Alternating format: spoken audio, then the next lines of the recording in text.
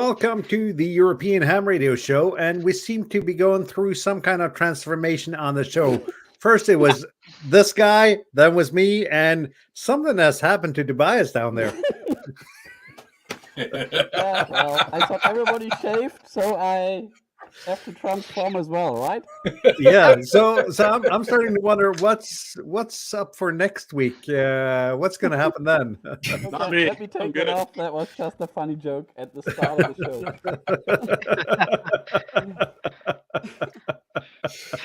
show. Looks a bit hot there, Tobias. Yep. It is. Yeah, and I can't see a thing. And for our podcast listeners that did not get this joke, Tobias had a cat mask on when we started the show. Once again, this is a reminder to actually check the YouTube channel and not only the podcast. Yep. Probably some images in the podcast thing as well, hopefully. Yeah. But radio is TV inside your mind. Yeah. So, and let's see. Let's start with our ham radio weeks. How about you, Chet? You just came from another stream. How's your ham radio week been? it's been really active. I thought it wasn't. Then I forgot all the stuff I actually did. So yeah, I started up on Wednesday. We had a large MCOMS exercise nearby, so I ran the main station there. That was really fun. Lots of check-ins, lots of experiences and stuff like that. So can highly recommend people that want to help out join in some sort of local MCOMS group that actually does it seriously and have fun with it and learn with it. It's could be useful at some point. Hopefully never, but who knows. After that, on Friday, short POTA activation.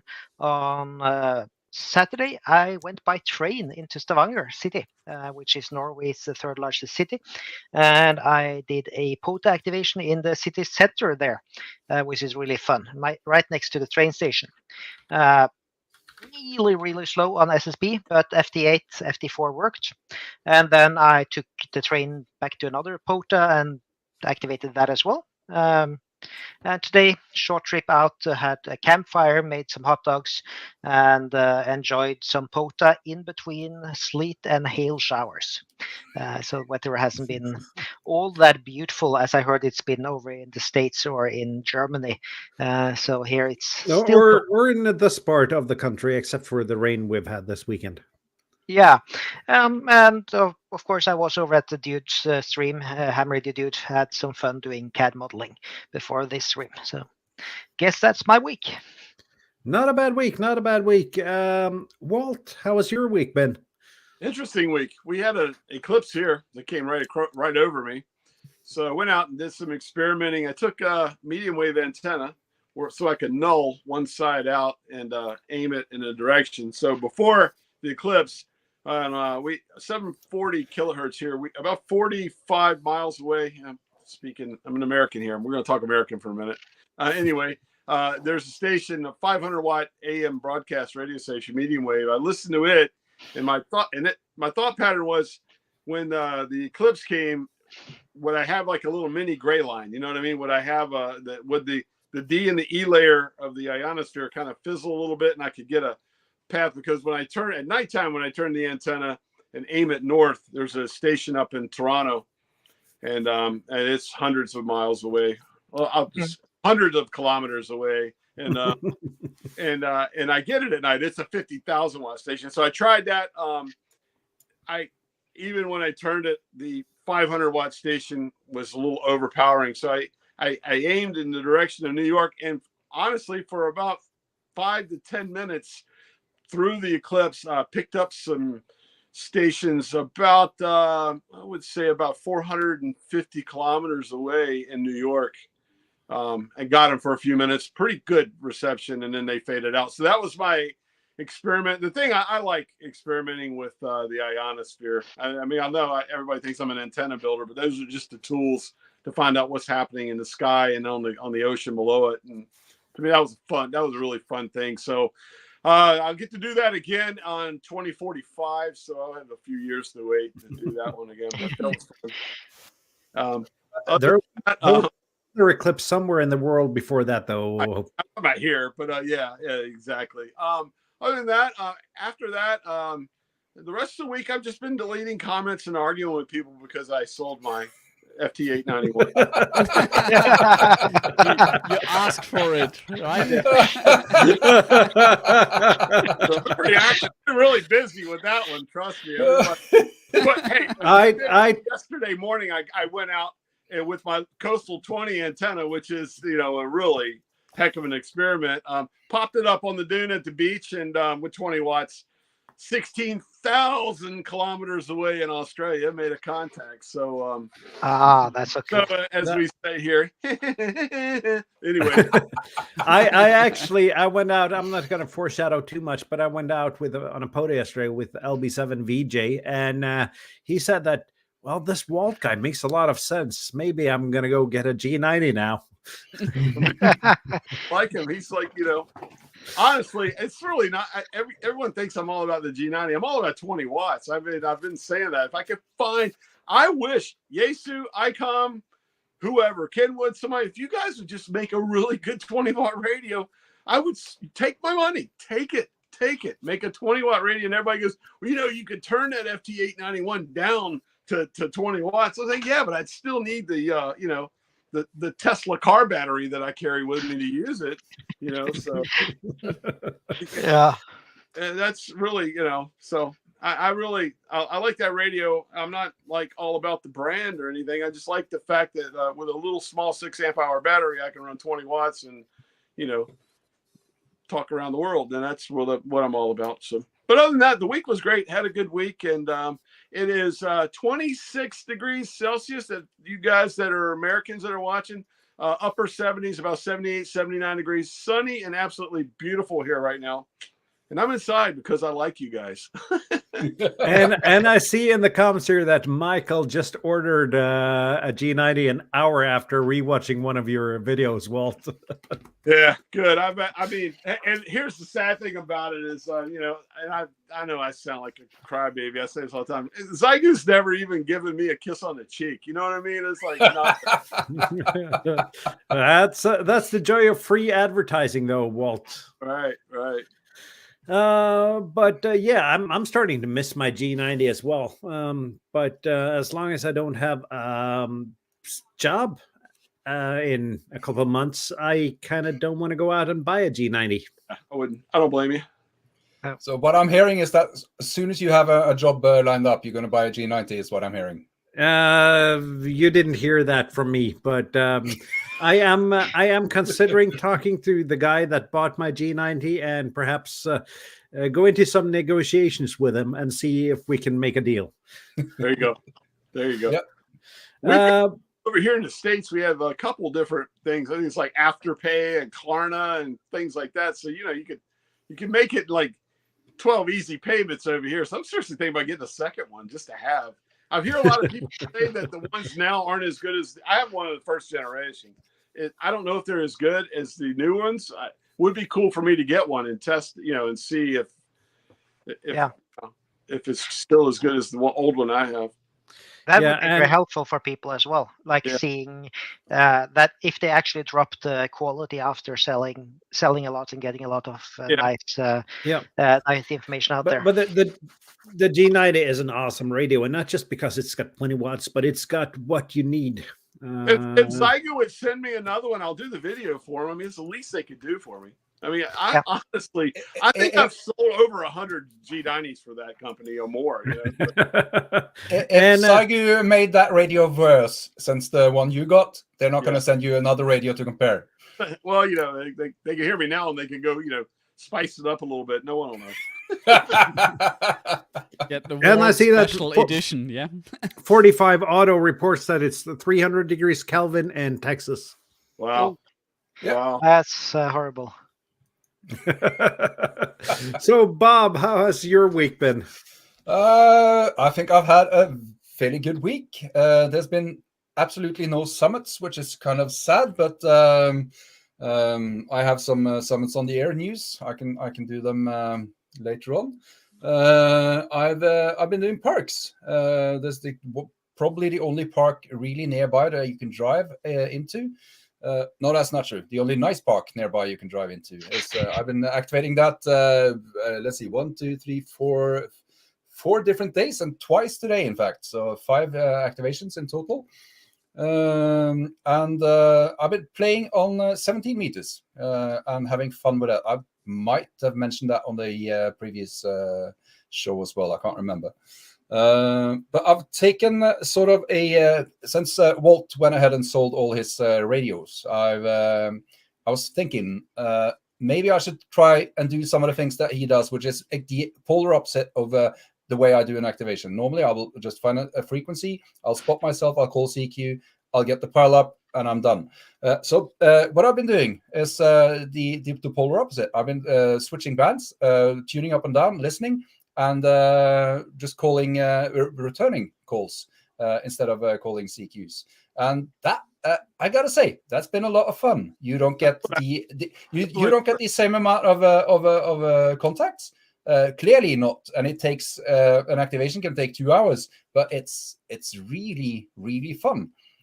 So yeah, thanks for that. I think I'll keep mixing them up and doing both. But yeah, I've had fun doing that. And of course, seeing as you sold your 891. I was thinking maybe I should try something a little bit less beefy as well. So I brought the IC705, and I may have said this before, but that radio is fantastic. If you are going to get a 10-watt radio, Walt, consider the IC705. That thing. I've had some of the comments I deleted this week were all about that radio. What does that tell us? Like, yeah, well, it's 10 watts and it doesn't have an ATU, so whatever. But yeah, the thing is, ICOM creates an ATU just for that radio. It's called the AH705. Yeah. And when you pair those two together, what I've been using is my 10 meter tall, slightly less than 10 meter tall vertical with a small ground system, connecting it to that's the one I use for the matchbox for 20 meters normally. So instead of the matchbox, I'm just putting in that tuner, and it tunes perfectly from 40 meters and up to 10. Not a problem at all. And it's a really nice solution. That tuner, it uses AA batteries. It's got a latching relay, so basically a set of batteries is going to last you years. And it's so much fun. Can it do high Z? I mean, just directly to the NFET half wave, or do you still need the transformer? I would guess it can do a fairly high Z. I measured that wire on 20 meters, and it had a feed point impedance of 1,800 ohms or thereabouts. That's fairly high Z, I'd say, and it matches that easily.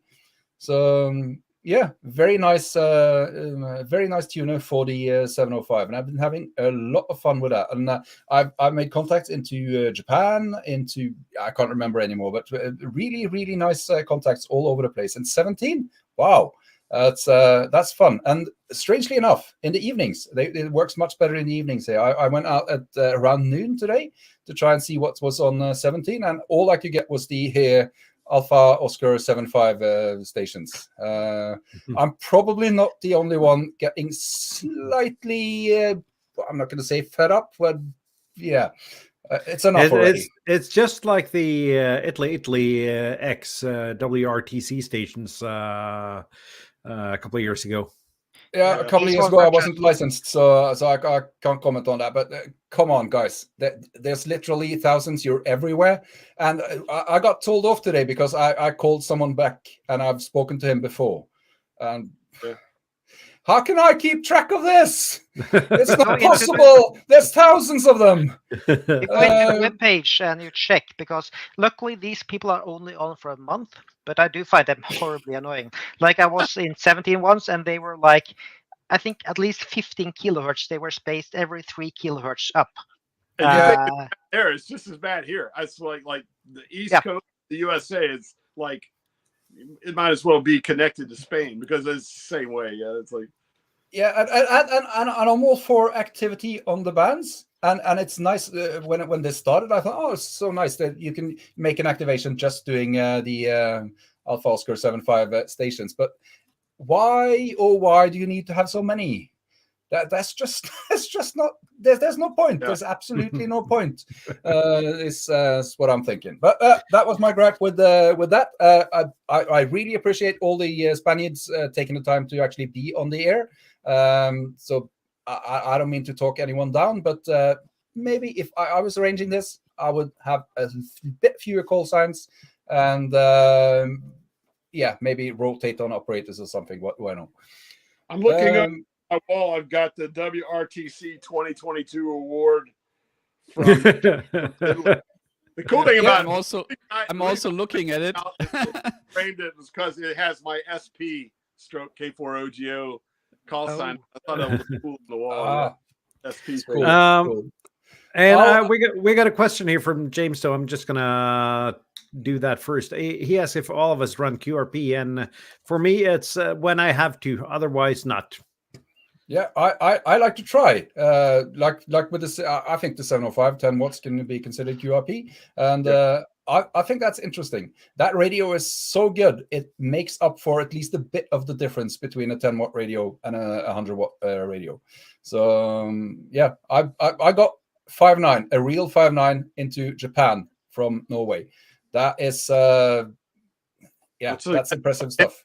And that you go right there, and you have a sense and a feel of accomplishment. Your antenna was right, everything was lined up, everything worked, the planets aligned, and you got a 5.9 into Japan. And I think that's what a lot of people don't understand about QRP, and they're like, "Oh, you guys are crazy." Yeah, but anyone can throw 1,000 or a kilowatt or whatever and work the world. When you work the world with low power, that's a great feeling. It really is. Absolutely. And you got to optimize your whole station setup in everyone except for you, Walt, has to optimize their station setup in a whole different manner. Bob's got the magic behind him right there. Look at that. Yeah. And I have to say, this park that I've been activating lots this week, it's got the ocean right by it. So I think that helps too. I'll finish up my week because I've been planning for another Summits on the Air excursion this week. So in about a week and a half, I'm flying down to Germany, and I'm going to. I have some meetings for work, and before and after that, I have a few days where I'll go down to France. I'll rent a car in Germany and drive down to France to Strasbourg. And I think a little bit to the west and south of Strasbourg, there's a mountain range of sorts. There's lots and lots of 10-pointers down there. So with any luck, I'll be down there for Summits on the Air in about a week and a half. That's my week. No, not bad. Sounds like a plan. Tobias, any more bicycle portable for you? Yeah, actually I did. Let me switch. I'm gonna camera. So I cut down my 20-meter end-fed half wave and made a 17-meter end-fed half wave out of it. And the 3 bits here in the middle is basically the length I lost. Yeah, so I lost 2-meter radial and then a few more centimeters, and then it was bang on in the middle of 17-meter band. And then I took the 7-meter spider pole out into the wood and tried to make a few contacts with the IC705. Unfortunately, I was not successful or so successful as Bob. So I was making, I think, 3 contacts, and one of them was the famous Alpha Oscar stations. But anyway, I tried, and I wanted to have an alternative, when it's contest mayhem. So I thought a 17-meter antenna is a good alternative, and all the other bands are packed with crazy contesters. Okay, and that's a little bit about what the show is about today, though, making antennas. Exactly. We can talk in detail. And then I already showed you my rare as gold Kenwood MC47. I got some, what is it called, plastic refresher, something you usually rub on your car consoles to freshen up old aged plastic. And I treated these 2 microphones, and they look much shinier than before. And I've also rubbed down my TS50, but you can still see, you know, I mean, it's a bit, it has scratches, but I got it used from eBay. So looks a bit fresher than before. I'm not sure if it helped a lot, but yeah, that was basically my ham radio week. Ah, yeah, and then my battery for the TS50 arrived. So here I have tried to place the lid off. So there's basically 2 battery packs connected in this metal housing. Hang on a second. Get rid of the blur. No, not that one. That one.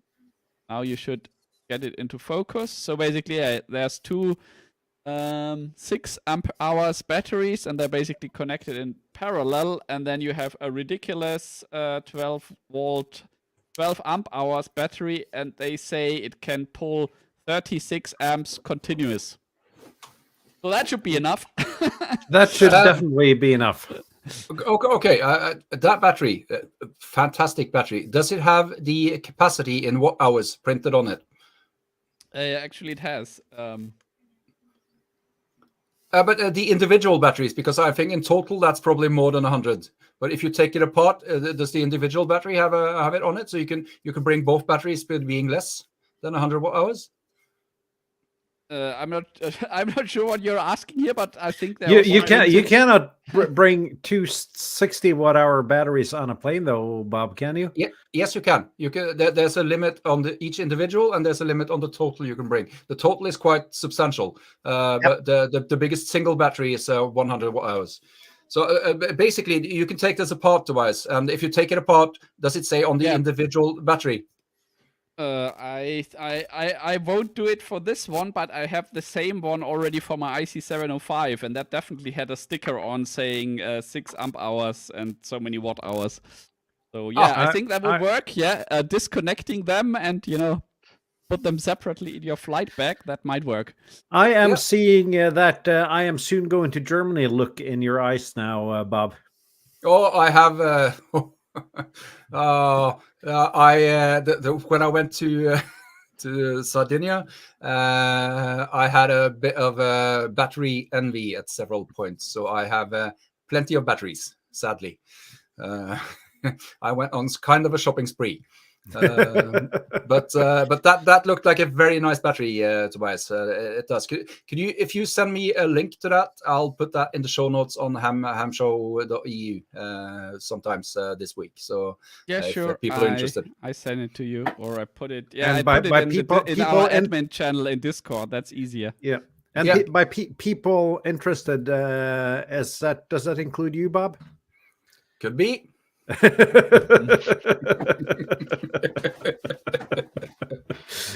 So I guess I must say it was not the cheapest battery. Yeah, so you pay, but at least I have the trust that it won't self-ignite and set the house on fire. So that's worth a few extra bucks.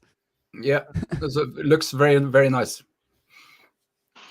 So was that your and entire it's sold week? out? I just see, but okay. Was that your entire week, Tobias, or did you do anything else? Unfortunately not. It was not a lot of ham radio, but yeah. I just got to ask as well. When you say you got 3 contacts, did you spot in a park and only get 3 contacts? Yeah, but I also had very bad internet connection, so I spotted, and then the second I spotted, somebody else started calling CQ on the frequency, and he didn't hear me, so I couldn't even stop him. So yeah, anyway, just respot. You can respot 20 seconds after. It's not a problem. Yeah.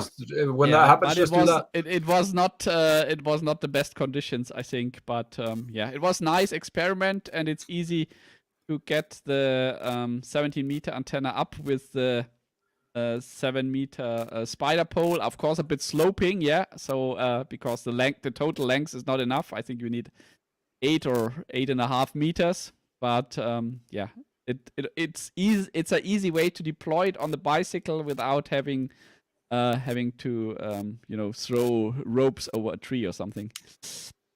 Just as a point on that board, yesterday I spotted in a park 1 QSO on the SSB in 15 minutes of calling. Yeah. So conditions have been really up and down this week. Conditions have been, up and down is probably the right word though, because it's been weird. Yeah, very weird. Yeah, I agree that the conditions have been weird, but I've been out basically almost every day this week, and it's never been a problem to make an activation. But I've had problems with every activation this week. Absolutely every, with known good equipment. So, but I even heard that Stuart M0TTQ said on Discord to me and Bob that we were doing ham radio wrong, but I think that was meant as a joke. But all right, that's, I think that was because we got context though. But yeah. I'll tell you more on that when we get to my week. We can solicit some comments on others' experiences on the bands this week, because I agree the conditions they've been strange, but they haven't been impossible for me when I've been out. So any comments from the viewers that would be interested? Yeah, I think I heard a few interesting stations on 17 meter before I packed up. I heard a station from Vietnam. Yeah. From in the middle of course, the guy was, I think he was working split, and he couldn't hear me with my 10 watts, but just reception wise, pretty impressive, I thought. Yeah, I see that Jürgen comments here that Propagation was amazing today. He did his first park to park with VK, and I had a park to park with Jürgen today, and no, Propagation was not amazing for me today. It was not. But Propagation was strange. Like, for example, Spanish people that are usually booming in here, destroying my speakers, they were almost inaudible. While Germans, which are usually like middle scope, unless they have a lot of power, they were really strong. So there was something that's different about how Propagation worked this weekend. And I saw the same yesterday, and like I worked a lot of DX using FTX, FT8, FT4, but SSP, no, not at all. Is it time for my week soon? No, next week. Let me add real quick. Yesterday morning, the 17 meter band, you guys keep talking about it. When I set up, it was still dark. It was about 5 a.m. The sun was nowhere near coming up. It was nighttime. I set up the antenna, and what I do is I go through each band just checking SWR. And when I got to 17, I saw things on the waterfall. I was like, "Holy cow! This time it's middle of the night almost." And I made a contact to Italy, 5'7" on my end. He was 5'9" to me on the 17 meter band before the sun came up. So yeah, the conditions have been weird, really weird. That's the first time I've ever made a 17 meter. We'll call it nighttime contact ever. Yep. I went out for a PODA on Friday. I started my ham radio week on Friday, basically this week. It's been a lot of stuff going on otherwise, and experienced those weird conditions.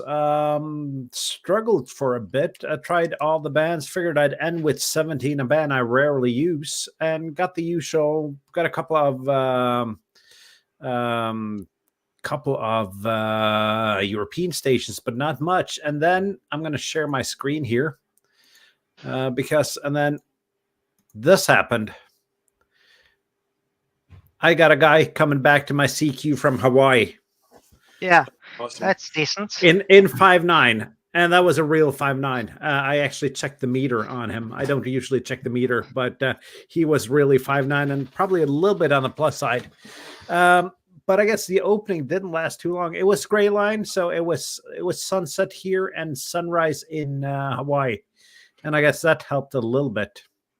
I need to interrupt and say at about the same time as Morten did that, and Morten claimed that he won Porter that day, and I agree, he won Porter that day. At about the same time, I made a contact into Malaysia on 17 meters, which was 90 kilometers short of Morten's record. So, yeah. But that just goes to show 17 meters. That was in completely different directions. So basically, we're spanning the globe on 17 meters on that day. Yeah. Absolutely. Was it long pass to Hawaii? No, who knows? It was path to Hawaii. So, but yeah, it just worked. And then back to the standard European stations. It was, well, I got a couple of Canadian and US East Coast stations, but that's usually the norm, or have been the norm. Did not get Victor Echo 1 Sierra Kilo, which I usually always get. Then I went out for POTA yesterday, and actually went on an outside POTA with a real antenna, an infant half wave. Conditions were strange there as well. Got just Europeans except for one North Carolina, and a lot of QSB on the bands, most on 20, and then did some 15. And on 15, I got only Spanish stations. I'm guessing one skip to Spain and nothing more. But I yesterday, that was the luxury place you went where we had some nice camping tables and stuff, right? It was, I didn't bring, the guy I activated with had some nice camping tables with him. Yeah, because like with the video description you sent there, I thought like, you're gonna get wet and dirty, and I see luxury tables. But yes, it was in a swamp, but the nature preserve is also, it's a path, and it's one little piece of land outside the path which is not wet. Yeah. And there's a footbridge there, and the footbridge was actually where I planned to activate, but the footbridge was not as wide as I measured it on Google Maps. Oh. So that would have not have been a good place to activate. So I'm happy that we found the other place there. Went out for a POTA today. Same weird conditions, only Europe, a lot of QSB. Nothing much to talk about there except for the wind. It was so windy that I stopped my activation because the hamstick on top of my car just rattled too much. Yeah, you had 8 meters per second, right? 18 meters per second. So so that was it. And I know for you, that's just a normal day, but yeah, not sustained, but gusts, that's not uncommon.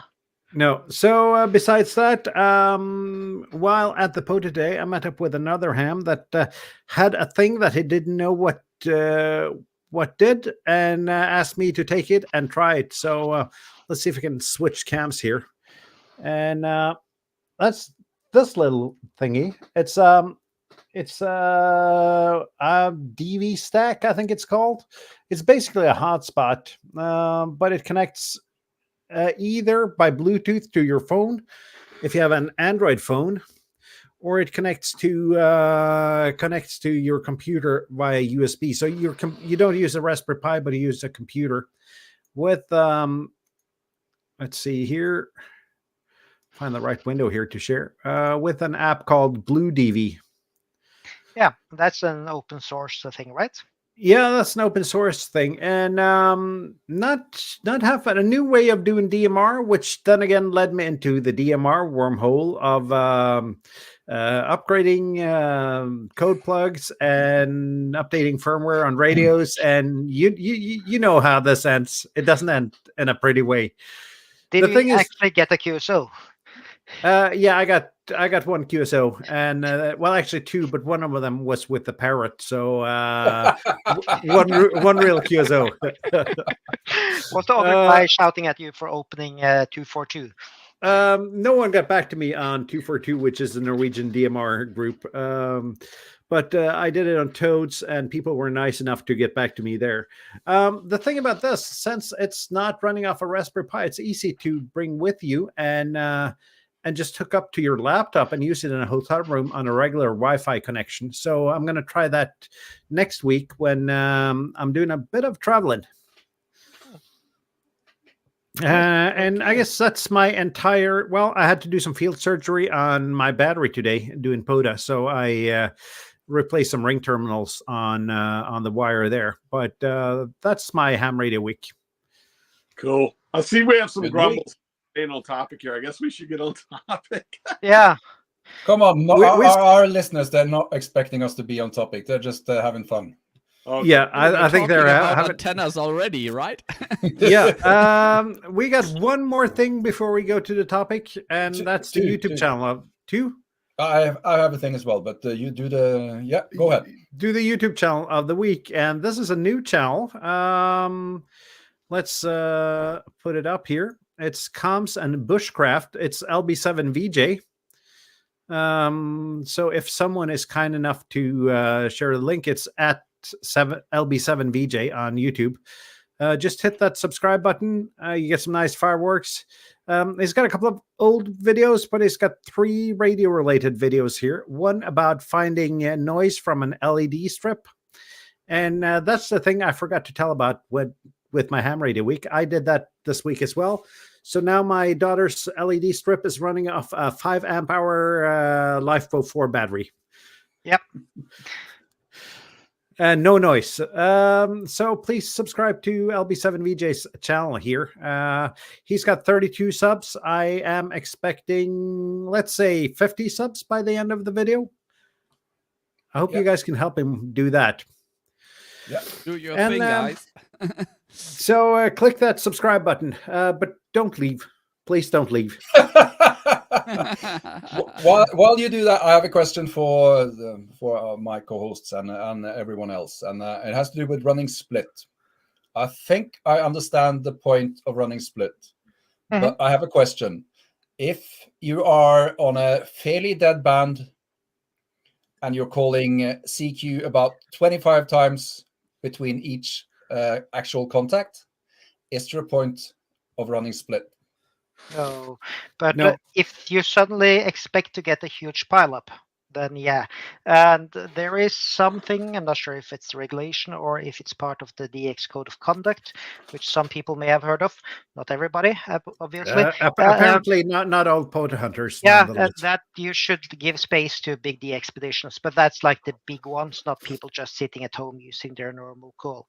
But like if people aren't getting back to you and you're not expecting, well, that's bad behavior. This was not a the expedition of any sort. It was from one of the Latin countries around the Mediterranean. So yeah. I must say, when I heard this station from Vietnam, he was also working split, but he mumbled that I really did not get that he was working split. Yeah, he was always very nice.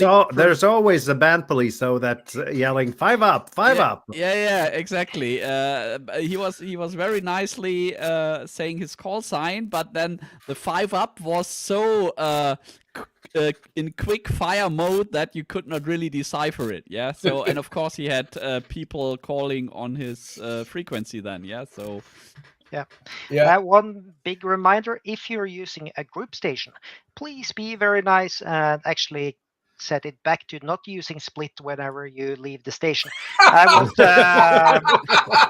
was running FD8 this week. Split mode, very well. Yeah, in split mode. So I was calling on 10 meters, 12 meters, 15 meters, and I couldn't hear anything. And it was sending split out on 17 or something like that. Of course, I should have checked the log. But that does not have to be a club station. No, that happens at home with me too when I forget to turn split off. Yeah, I had to check the manual. Before you turn your radio off, you should turn split off. Yeah, Yeah, but I'm sorry. One more thing. Just ideas keep popping into my head, and this one I had this week listening to some of the faraway stations. I think on 17 that actually had quite a good pile up. I have an idea for a new segment, and maybe I can just get a thumbs up or thumbs down from my co-hosts. I would propose that we wait for the idea. That's just rude. I would propose that we start a new segment, a weekly segment called the Golden Q-Tip. And we have our listeners sending in a video or audio from people that could actually use a Q-tip or two. I'm guessing a Q-tip is a fairly universal thing. It's the thing you use to clean your ears when you can't hear good. So the Golden Q-tip award for operators unable to listen before they talk. That would be my suggestion for a weekly spot on the show. I want to be nice to people, although I have name dropped a couple of bad operators at one point or another. I think we could give the golden Q-tip to people who actually comment on videos before they watch them. but I want to be I want to be on Walt. I want to be a little bit serious here. If we're going to add another segment, we need more. We need more time. Yeah. And my suggestion for a new subject is actually the topic. Yeah. One question to you, Bob, before we start on that topic. Have you, since you've been talking about 17 meters all week, do you have you made your own antenna exactly for 17 meters, or do you have one that you use for something else?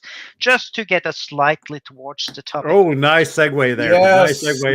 yes. Let's. I have a hamstick, the Ampro hamstick type thing for 17 meters. I've been using that a bit, and I've been using the a little bit less than 10 meters tall thing with the AH 705 tuner. That's what I've been using on 17 this week. I found fucking antennas. That's a great question too on antennas. I found that when I work 20 meters, which is a way more popular band than 17. You can work 17 with nearly any 20 meter. I've done it with a 20 meter ham stick.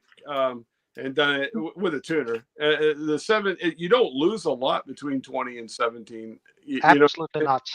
Yeah. So yeah, I do the same with mine. I use a quarter wave ground plane antenna for 20, and that tunes just as well on 17. So I run just as many QSOs and get roughly the same reports, sometimes even better on 17.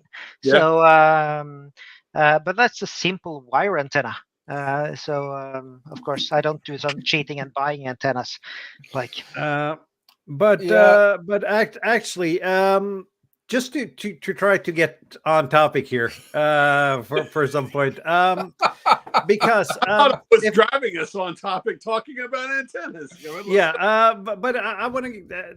The topic is building antennas, and what is your recommendation for a good antenna for a new ham? And I'm talking about a new ham that's never built an antenna.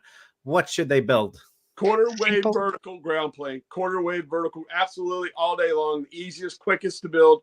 You can build a quarter wave ground plane with a banana clip and some coax and some wire. You can put you can cut 5 pieces of wire, a quarter wavelength each for, let's just say 20 meters. So they're roughly 5 meters long. Put one up, tape one to a pole at the bottom, put it on the red side of the banana clip, take the other 4, twist the ends of them together, put it on that, spread them out like in a and I want to do it actually without a ground plane, just radials on ground though. That is probably the easiest antenna to build. Yep. I think, matter of fact, I think that was one of the first antennas I ever built was a quarter wave vertical. So to me, it's easier than building a dipole. Everyone says you got to build a dipole. It's the antenna to build first. I disagree. Quarter wave vertical is the antenna to build first, because you could hang it from a tree, stick it to a pole. There's so many ways to get it up. Heck, you could tape it to the side of your house if you want to. You know what I mean? It's like a quarter wave vertical cooks, and you're going to make my first antenna was a dual band 2 meter 70 centimeter Yagi with 5 elements for 70 and 3 for 2 meter. That is not a recommended. It's not recommended for a beginner. It took a lot of trial and error to get that antenna working. But it was one of those I can build that cheaper ideas when a friend of mine bought an Arrow dipole for working satellites. Yeah. I usually think that as well, and of course you have to buy equipment to make antennas, and I'm not sure I've ever saved any money on making them myself when I calculate in the cost of the equipment that you buy. Well, you seem to over engineer your antennas a little bit, Bob. No. One of the wires and you can make an antenna. I agree with both of you. That quarter wave ground plane. It's probably one of my most viewed videos is called "Dirt Cheap," making a dirt cheap antenna, and I basically showing I think it's been a long time ago. I did it when I was in Poland. It's basically building a quarter wave vertical, and it's just you can use any wire you can find. Heck, you could strip wire out of some old electronic piece that you have and build an antenna with it. Yeah, you use whatever wire you have, and if you have a soldering iron, that's good. If not, you get by with some electrical tape and just twisting the wires together. And it's all about learning how to just try the basics first. And I see that Vince here comes a long wire on a fishing pole, and I'm guessing that's fed with a 9-to-1 on. And although I love 9-to-1s, it's not start with a resonant antenna that'll actually give you some QSOs if you're a new operator.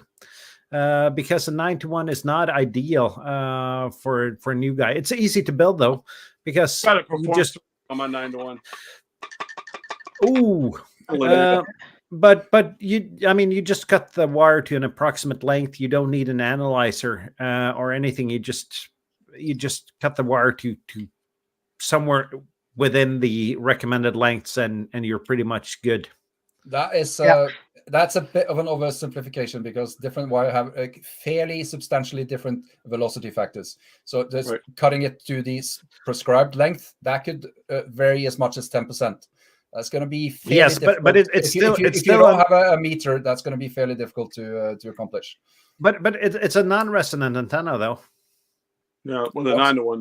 With a 9-to-1 it's a non-resonant. But let's face it, the nano VNA costs about $50, and every ham needs one. That's my opinion. Yeah, I agree. And if you have that, then absolutely. This is the best investment anybody who wants to get into antenna building can do, and you don't need the fancy $200 super expensive analyzers. You can really buy you do not need a rig expert. I'm going to show an alternative which is kind of in between the nano VNA and the rig expert, and this is this FAVA4, which is a simple to use vector analyzer, which is a lot easier to use in the field than a nano VNA, and the learning curve is not as steep on it.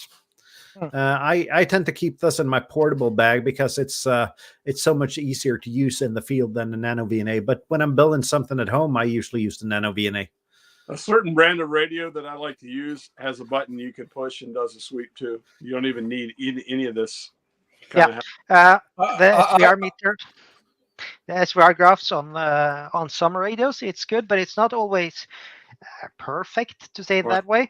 But it is a tool, and if you're talking about doing this simple as a beginner without buying additional kit, as long as you have a radio with a tuner and you have something that can actually show an SVR sweep, then that is part of your toolkit, although it won't replace like a big fancy tool for all operations. It is somewhere to start, which is like what this video is on about, not how to be when you're like 5 years down the road and has built every antenna. Like you need a hammer or a stone, you need some wires, and you need a G90, and you just smack the stone on the G90 to make the antenna.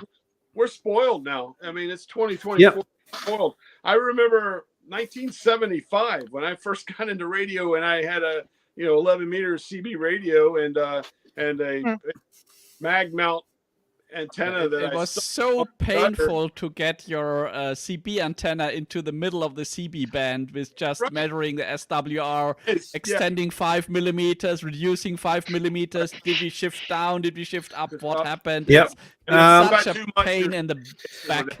My first dipole, I made that plotting a diagram on paper, measuring the SWR with my radio in 5 kilohertz segments, and plotting it on paper and drawing the graph afterwards. It was not an easy process. Using a nano VNA or any analyzer, it's much easier, but it shows that it can be done though. You don't need it.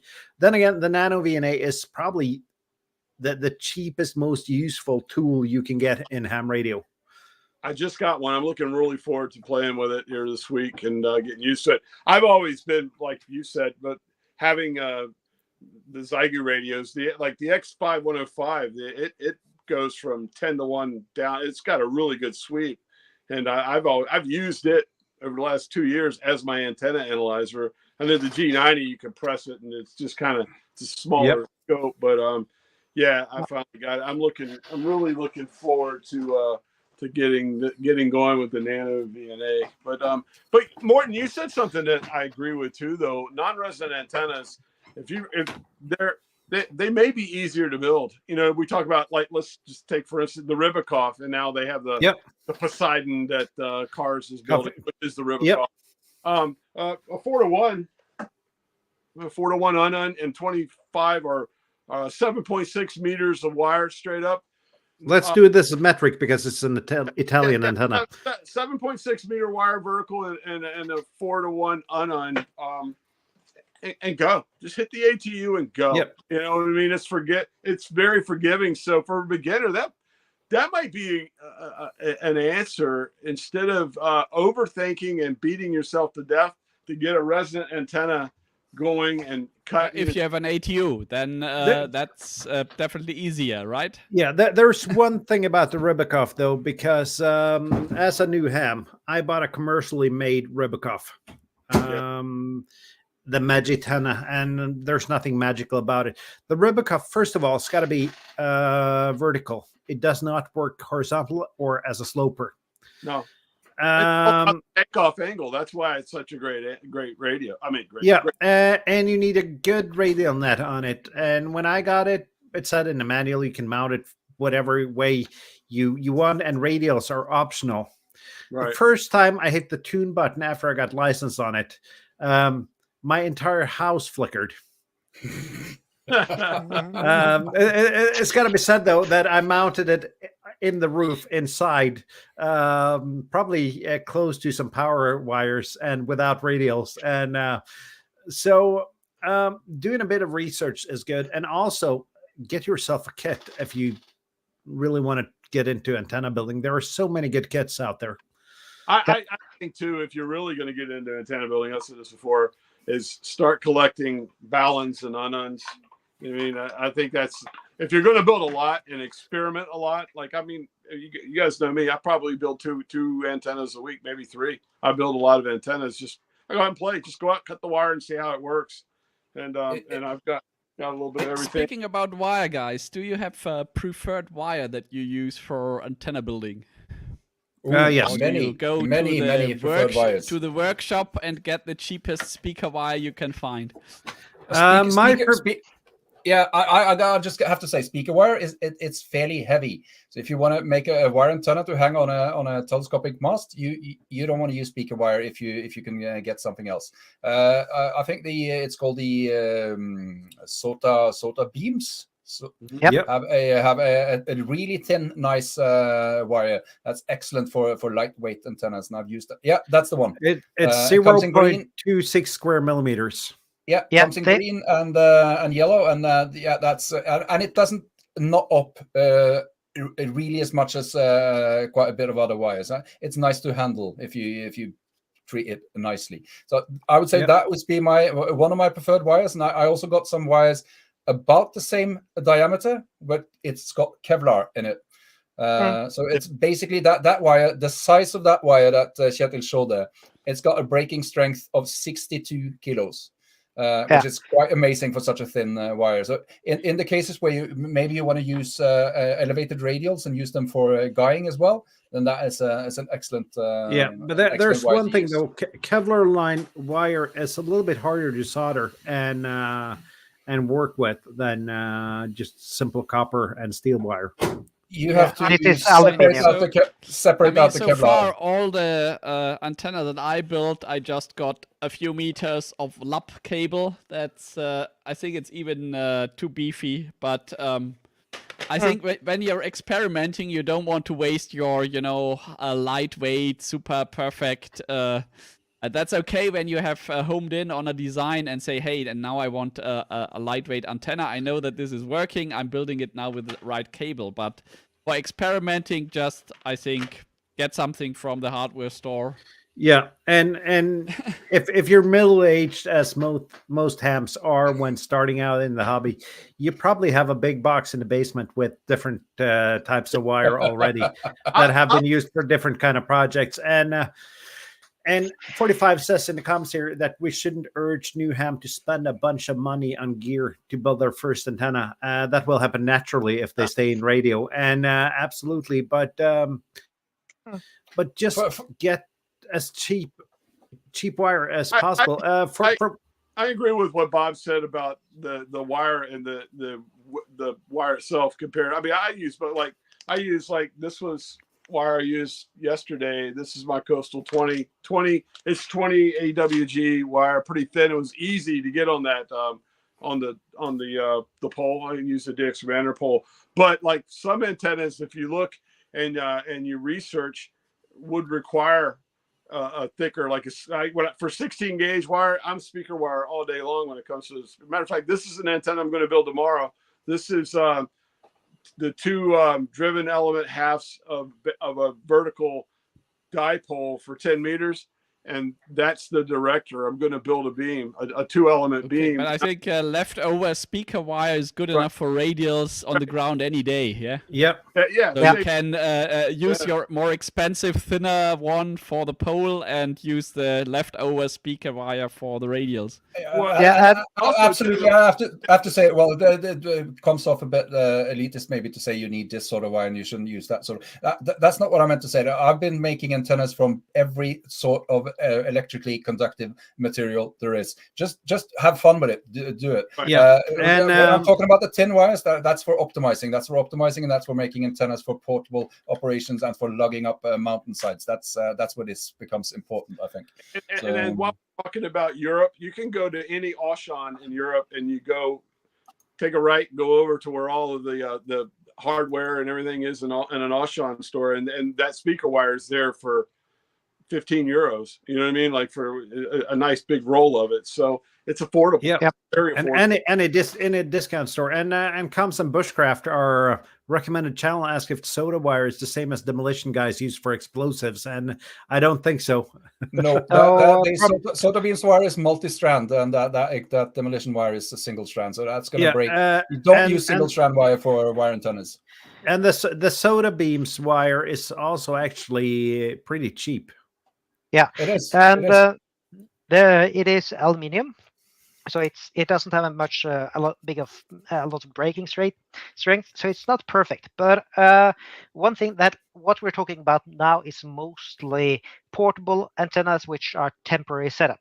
Yeah. If you're as lucky as you can actually mount something at home, then I would never do that with a SOTA beams wire, because that will not stand up to like a Weather. hurricane or something. Yeah, weather, anything like that. So that's a good point for like even using that heavy gauge electrical wire that Tobias used there, the blue one. That would be perfect for like more a permanent mount. But still, it's not perfect for permanent because it lengthens slightly over time. So you might want to have something with a steel core to not gain additional centimeters over the months. I was gonna comment on that, and I have had no issues with my copper wire antennas with that. I also have a steel wire antenna up though, which is a commercially built antenna, and that thing is gonna stay up there with the same length until I take it down, I think. I just have to say on that note, I have for my antenna at home here, it's 22 and some meters going up one DX Commander 12-meter pole and over to the flag post. And that's the Kevlar lined thing that I spoke about. And I don't think that's changed. And during the winter, I'm not kidding. That thing was at least 2 centimeters thick with ice. And it hasn't changed at all. So Kevlar lined, if you want something really thin that the neighbors can't see, because I live fairly close to my neighbors. But anyway, any sort of wire, like the one you talked about, Tobias, 2.5 square millimeters wire, excellent. Just get it up there. And just speaking about using what you got though, I'm gonna show a tab here, because when I made my first antenna, that 2 meter 70 centimeter portable Yagi, this is what I used for my elements. Fantastic. Just ask your wife first though. Buy her a new one. But this and I've been using the same rack for several different antenna projects, and it just works, and it's lightweight. That's, You have I to think you have to that's- scrape off the enamel on the outside though. But once you've done that, it's easy to make an electrical connection. Do you still have the legs for that? Because that would make an excellent Moxon, I think. I don't think I have that. I don't think I have that rack anymore, but they're cheap. So Moxon is Moxon is on the list of antennas I want to build. I built a 2-meter Moxon at one point, but there are just so many measurements you have to get correct on a Moxon, so it kind of scares me a little bit.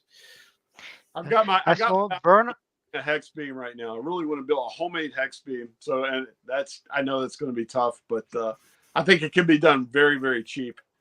You know those? Yeah, it could.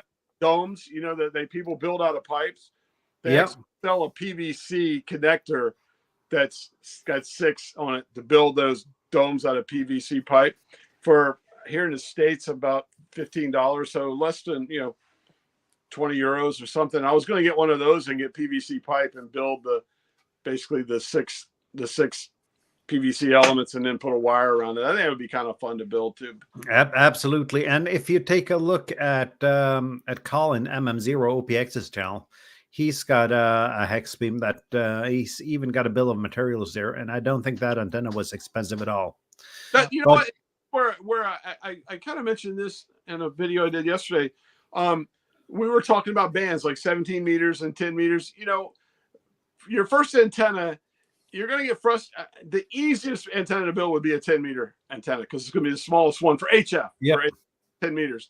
The problem with the 10-meter band I experienced being in, Central Europe and the northern part of Central Europe was 10 meters sometimes it's just not there. You know what I mean? Yeah. And you're going to get frustrated there.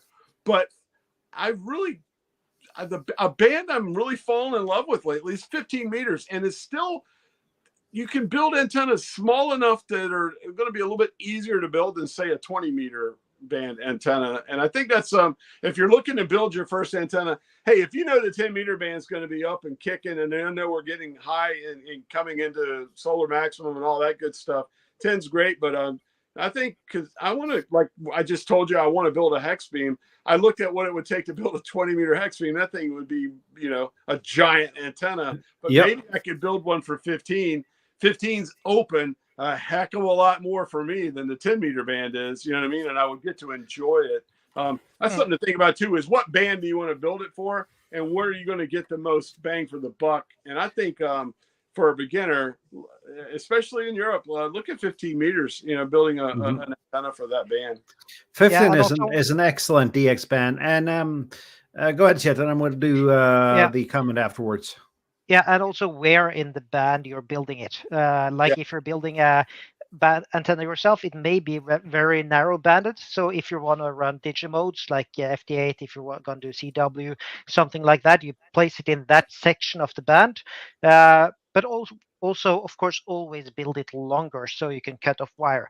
You can always cut off wire or parts of mast, but it's not always that easy to add it back in again. So, exactly. So if you build it too long, you can just move it. Cut it down. Vince is saying here first that the G5RV is a good option for multiple bands. It is. It's a good option. It's not an easy antenna to start out with, though. No, it's not an easy antenna to build. And the G5RV is actually it's by definition a 20-meter antenna that tunes on other bands. But it is an option. Comson Bushcrafts asked about the Delta Loop, and that is also not a beginner's antenna. Start out with a dipole or a simple vertical and work your way from there. Learn how to build an antenna with the easiest antennas to build, and then you work your way to the more complicated antennas. And that is from a guy that built a 2-band Yagi as his first antenna. That is not the recommended antenna to start with. I saw there was a comment up here by a guy called Vernon as well. If somebody tried horse fence wire, and I think that's electrical wire, the thing that zaps you if you're stupid enough to go close it. And I actually checked on that a few weeks back because I saw it in a store, and it was listed as 300 ohms per meter. of wire. So then I checked up, like they have some insanely high resistance per meter of wire. So they're not going to be good antennas if that's correct, which is strange. What is that made of? How is that possible to create a wire that's 300 ohms a meter? Could have been 300 ohms per 100 meter or so, but it was a lot at least, and it's made of resistance apparently. Yeah. All right. Yeah. And my comments at T2LT antenna. It's also a great antenna, but it's not the easiest antenna to tune when you've never built an antenna. You know what? The T2LT antenna is not that hard to tune, but you don't have to tune it by cutting. You cut it approximately, and you tune it by moving the choke up and down. So it's actually not that hard. But you have to wind the choke though on a core. Yeah. So basically, you just feed a little bit more through the core in either direction to move it up and down, or you can use an air coil. That's what I used for my T2LT antennas. Yep. I know the antennas, I just can't pronounce it. And I created a 3D printed former, and I just did these 7 rounds, and you can just roll that thing up and down.